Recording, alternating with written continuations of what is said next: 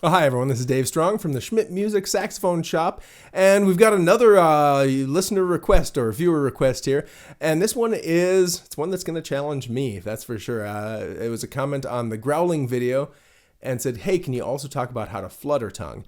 Now, this is something I listened to some old surf music that would have sax players, and they'd a lot of times use it, and a lot of old R&B. It's basically like when you're going grrr, but through your mouthpiece and through your saxophone. And for me, it's always been more challenging than growling. And probably when I was back in high school and I heard some recordings I really liked, I got pretty good at it, but I haven't used it much since, and I never got super good at it. So take my video for what you will, but I'm going to try to do my best. I've been kind of practicing flutter tonguing all day just to get it good enough for this video. But all of that aside, it is a cool sound, and the better you get at it, you can have it's like extra growl. And what you're doing is if you put your tongue to the top of your roof of your mouth and blow hard, kind of like making that machine gun sound, or if you sing a note when you do it, and you're doing that while blowing air through your mouthpiece. Now, your tongue is not touching your reed. It's not like normal tonguing. You are still doing it to the roof of your mouth. And what I find challenging about this is in a previous video, I talked about how much mouthpiece I take in, which is quite a bit.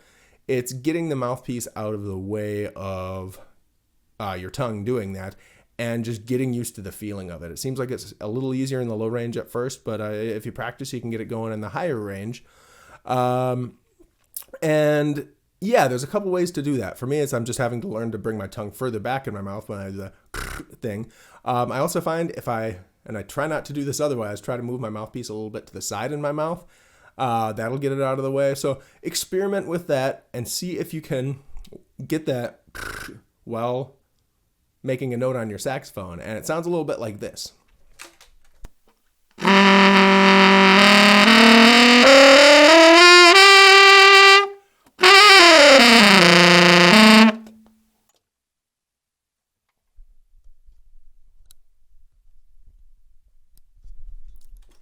Now, it's not something I'd use all the time, but it is really cool, if you land on a high note or you want to do a really growly, raspy couple accents and something, especially if you just are going for the grittiest sound possible, it can be a really cool effect.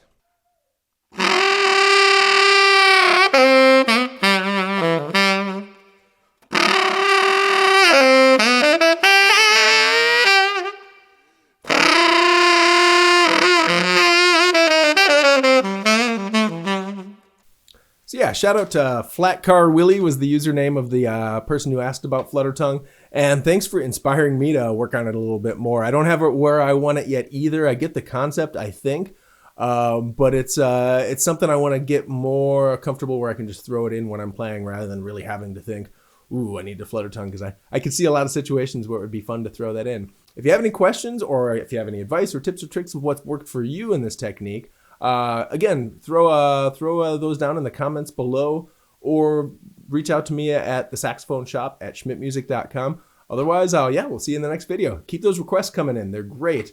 Thanks very much. Bye.